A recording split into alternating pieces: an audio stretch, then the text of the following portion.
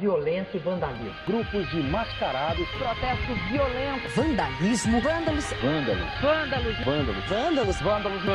Primeiro, os Black Blocs não são um grupo, mas uma tática que qualquer um pode usar. E essa tática consiste em atacar bancos e propriedades corporativas. Somente isso. Destruir ou roubar propriedade de irmão ou irmã é maldade. Não destruir ou roubar essas propriedades que são os pilares do Porto Império é igualmente imoral. Alors on est ici à Pont-de-Buis dans le Finistère, sur une colline qui est en face de l'usine Nobel Sport qui fabrique donc des grenades lacrymogènes et des munitions de lanceurs de balles de défense donc tirées par les LBD-40. Les activités sont les poudres de chasse et de tir sportif comme je viens de te dire, et sinon c'est la production de produits pour le maintien de l'ordre, grenades lacrymogènes, grenades fumigènes, moteurs de propulsion pour grenades, cartouches propulsives, produits pyrotechniques militaires, production de matériaux plastiques et composites, stockage et expédition de produits finis, destruction des déchets pyrotechniques.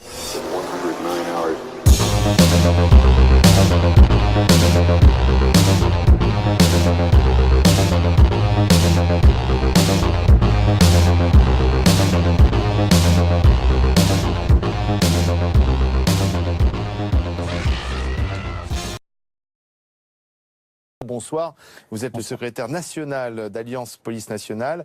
Alors, la préfète, en quelque sorte, a répondu il y a quelques minutes, on l'a entendu sur BFM TV, à vos craintes, en déployant des moyens supplémentaires. Depuis 2 jours, les migrants se sont organisés. Je pense qu'ils sont instrumentalisés par certains groupuscules anarchistes qui se sont mêlés aux migrants. On occupe les policiers d'un côté, en jetant des projectiles, en allant même jusqu'à agresser des riverains. Donc on est dans un état de guérilla urbaine, et maintenant les policiers ont du mal à contenir cette action, et surtout, à mon avis, tout est programmé et organisé. Mais vous dites instrumentalisé par des militants anarchistes, on part de l'association No Border. Oui, tout à fait. Je pense qu'on a eu des renseignements comme quoi ils étaient présents depuis longtemps sur Calais et aux alentours. Donc il est beaucoup plus facile d'aller au contact des migrants que des policiers. Donc aujourd'hui, ces anti-tout, anti-policiers, anti-institutions, anti-frontières, sont là justement pour essayer de faire monter la température. Et malheureusement, qui c'est qui en paye le tribut? C'est les policiers. J'entendais un policier sur place qui disait « On est inquiet, si un jour on a une révolte au sein du camp de la jungle de Calais, ça va être la folie ». À l'arrivée des Allemands, on avait envie de faire quelque chose parce qu'on était persuadé qu'il fallait combattre le nazi jusqu'à son écrasement total. Donc c'était un peu viscéral. Le jeune lycéen de Saint-Brieuc participe alors à la création d'un journal clandestin. 25 de ses camarades seront arrêtés par la Gestapo. Il part rejoindre sa famille dans la campagne de l'Oudéac pour aider à l'installation d'un foyer de résistance. La situation aujourd'hui est inquiétante. On assiste journellement à des parutions d'écrits dangereux, d'écrits d'exclusion, de haine, avec des propos racistes, xénophobes, antisémites, et on le constate tous les jours. Les migrants eux-mêmes parlent d'un attentat. On a franchi là une étape dans la lâcheté, dans la haine, dans tout ce que les actes xénophobes peuvent développer chez des individus. Donc nous, là, la réponse aujourd'hui, c'est dans un premier temps un appel à un rassemblement à 18h place Royale. On appelle tous les citoyens, toutes les organisations, à la fois syndicales, les associations, les partis politiques, qui luttent contre ces comportements, contre ces actes racistes, xénophobes. Là, on peut dire qu'il y a eu, non pas un vent de panique, mais quand même une peur qui s'est installée, parce que c'est des gens qui subissent une violence depuis qu'ils sont partis de chez eux, qui est de plus en plus forte. Ils ont quitté des situations de guerre, des situations extrêmes, et ils pensaient trouver un minimum de paix, de tranquillité, de sérénité dans nos pays. Alors ce soir, la préfète a répondu dans l'urgence en mettant des moyens, c'est-à-dire des canons en haut, ce qu'on réclamait depuis longtemps, des moyens humains, certes, mais surtout des moyens matériels qui vont peut-être endiguer ce phénomène de voie publique et notamment de violence urbaine. Mais pourquoi ne pas déployer l'armée ? Alors l'armée viendrait en appui. En sécurisation, je pense que ça peut être une des solutions à proposer, à trouver. Parce qu'aujourd'hui, le policier ne peut pas tout faire. Aujourd'hui, le policier est là pour la défense des biens et des personnes. Il est occupé à ses missions régaliennes de l'État. Aujourd'hui, l'armée pourrait être une des solutions. C'est une agression homophobe particulièrement violente qui a eu lieu hier soir à Montpellier. Et Clément et Aaron, un jeune couple d'une vingtaine d'années, sortaient d'une boîte gay lorsqu'ils ont été pris à partie par 6 individus.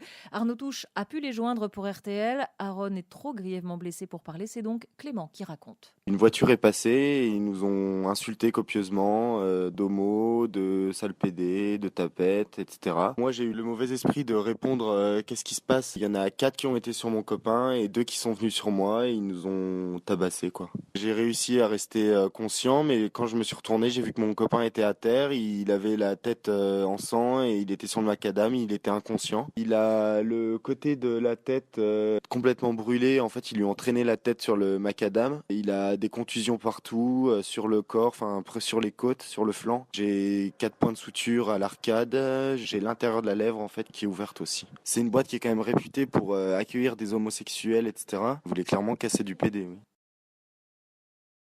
Donc en fait on est ici parce qu'on est jeunes, donc pour certains qui ont notre âge, vont se faire expulser alors qu'ils sont en ce moment en train d'étudier. Pour certains, donc nous, on connaît certains qui sont donc de Fraissinet, qui ont déjà un CAP et un BEP. En ce moment, ils sont en train d'essayer de passer un bac pro et on va les virer pendant qu'ils sont en train d'essayer d'étudier.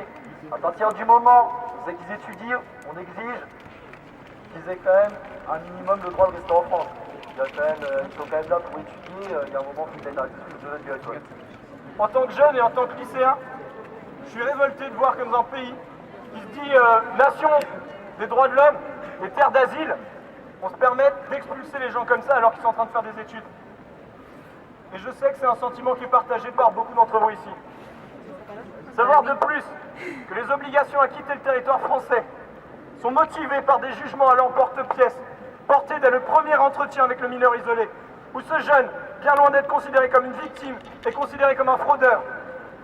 Qu'elles sont motivées par des suspicions de faux papiers, vite utilisées par la préfecture, elle-même encouragée par le conseil départemental pour déclarer une non-conformité.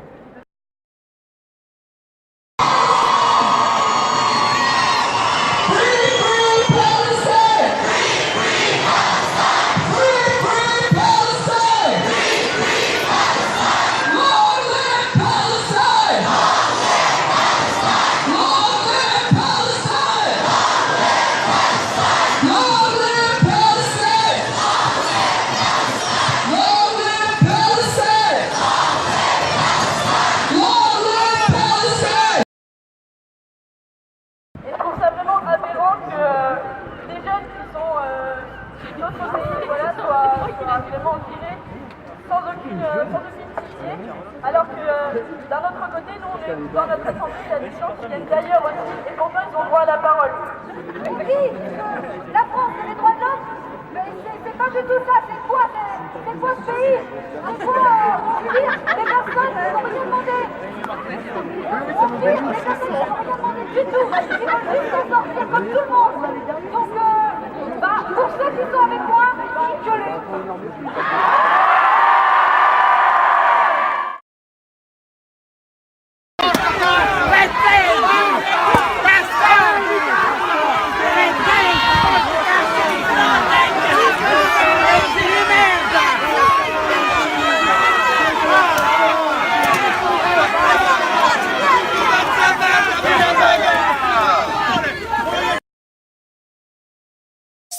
De salopes des gouvernements du monde. Vous voyez ça? C'est une putain de planète. Alors vous êtes là? Oui, c'est mon pétrole. Moi je veux mon pétrole. Bordel, si vous vous mettez pas d'accord, et ben voilà ce qui va se putain de passer. Bat. Merde, la planète, elle a un bobo.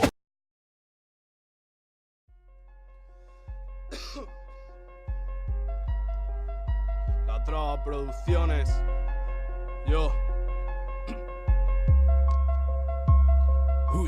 Hoy he vuelto a coger fuerzas, a apretar las tuercas, a darle 1000 vueltas en la culata, 1000 muescas.